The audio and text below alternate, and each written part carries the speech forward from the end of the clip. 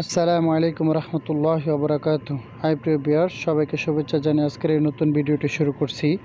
যারা অতি দ্রুত আরবি ভাষা শিখতে চান, ধৈর্য সহকারে এই ভিডিওটি দেখবেন, ইনশাআল্লাহ আপনি আরবিতে কথা বলতে পারবেন। কারণ সৌদি আরবে কাজের ক্ষেত্রে আরবি ভাষা জানা খুবই গুরুত্বপূর্ণ, তাই ধৈর্য সহকারে এই ভিডিওটি দেখুন, ইনশাআল্লাহ আপনি আরবিতে কথা বলতে পারবেন। তো চলুন ভিডিওটি শুরু করা যাক।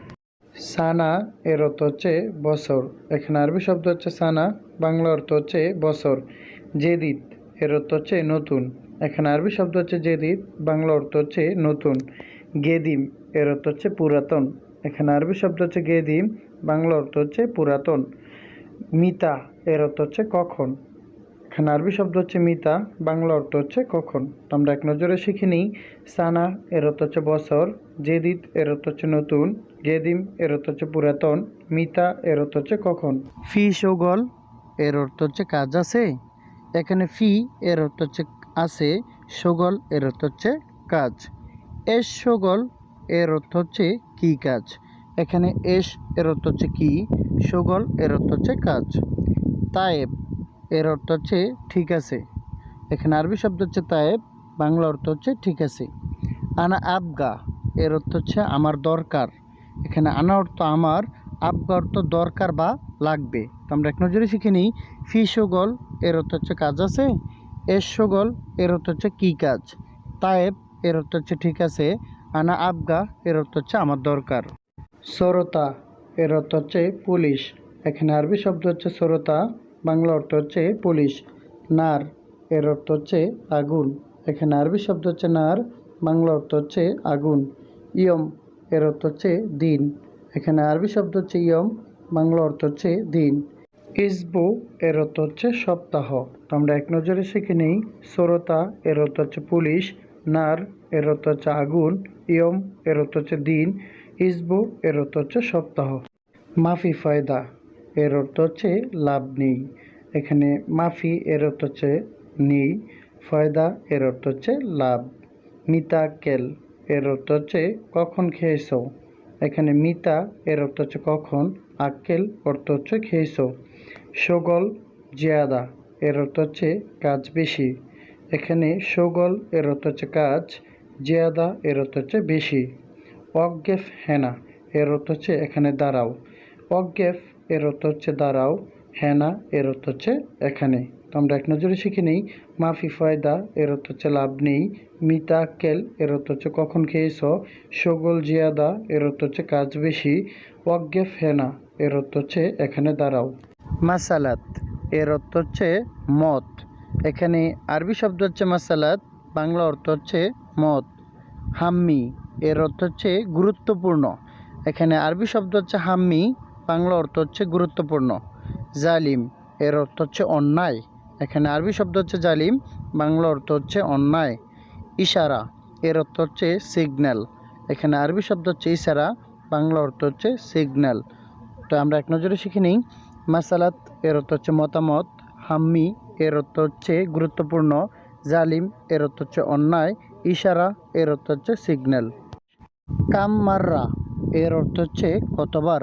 এখানে আরবি শব্দ হচ্ছে কামমাররা, বাংলা অর্থ হচ্ছে কতবার। মাফি ফুলুস এর অর্থ হচ্ছে টাকা নাই। এখানে মাফি এর অর্থ হচ্ছে নাই, ফুলুস এর অর্থ হচ্ছে টাকা। কামমাররা এর অর্থ হচ্ছে কতবার। এখানে আরবি শব্দ হচ্ছে কামমাররা, বাংলা অর্থ হচ্ছে কতবার। মাফি ফুলুস এর অর্থ হচ্ছে টাকা নাই। এখানে মাফি এর অর্থ হচ্ছে নাই বা নেই, ফুলুস এর অর্থ হচ্ছে টাকা। দাইন মাফি এর অর্থ হচ্ছে বাকি হবে না। এখানে দাইন অর্থ বাকি হবে, মাফি এর অর্থ হচ্ছে না। ফি সাফ এর অর্থ হচ্ছে বাংতি আছে। এখানে ফি এর অর্থ হচ্ছে আছে, সাফ এর অর্থ হচ্ছে বাংতি। তো আমরা এক নজরে শিখে নিই। কাম্মাররা এর অর্থ হচ্ছে কতবার, মাফি ফুলুস এর অর্থ হচ্ছে টাকা নাই, দাইন মাফি এর অর্থ হচ্ছে বাকি হবে না, ফি সাফ এর অর্থ হচ্ছে বাংতি আছে। খাব্বি এর অর্থ হচ্ছে লুকানো। এখানে আরবি শব্দ হচ্ছে খাব্বি, বাংলা অর্থ হচ্ছে লুকানো। এসনা এর অর্থ হচ্ছে তৈরি করা। এখানে আরবি শব্দ হচ্ছে এসনা, বাংলা অর্থ হচ্ছে তৈরি করা। খাসারা এর অর্থ হচ্ছে ক্ষতি। এখানে আরবি শব্দ হচ্ছে খাসারা, বাংলা অর্থ হচ্ছে ক্ষতি। সাকুয়া এর অর্থ হচ্ছে নালিশ। এখানে আরবি শব্দ হচ্ছে সাকুয়া, বাংলা অর্থ হচ্ছে নালিশ। তো আমরা এক নজরে শিখে নিই। খাব্বি এর অর্থ হচ্ছে লুকানো, এসনা এর অর্থ হচ্ছে তৈরি করা, খাসারা এর অর্থ হচ্ছে ক্ষতি, সাকুয়া এর অর্থ হচ্ছে নালিশ। মিতা ইজি এর অর্থ হচ্ছে কখন আসবে। এখানে মিতা এর অর্থ হচ্ছে কখন, ইজি এর অর্থ হচ্ছে আসবে। আনা মশগুল এর অর্থ হচ্ছে আমি ব্যস্ত। এখানে আনা এর অর্থ হচ্ছে আমি, মশগুল এর অর্থ হচ্ছে ব্যস্ত।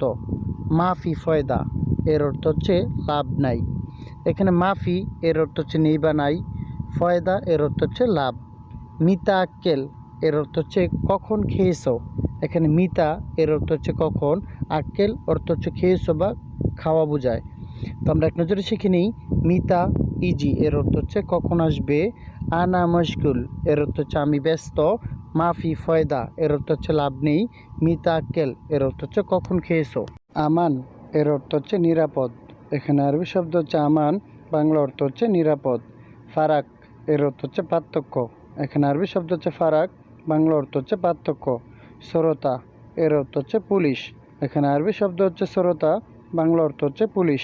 সাব্বাক এর অর্থ হচ্ছে জানালা। তো আমরা এক নজরে শিখে নিই। আমান এর অর্থ হচ্ছে নিরাপদ, ফারাক এর অর্থ হচ্ছে পার্থক্য, শ্রোতা এর অর্থ হচ্ছে পুলিশ, সাব্বাক এর অর্থ হচ্ছে জানালা। মুমকিন হাদা এর অর্থ হচ্ছে এটা সম্ভব।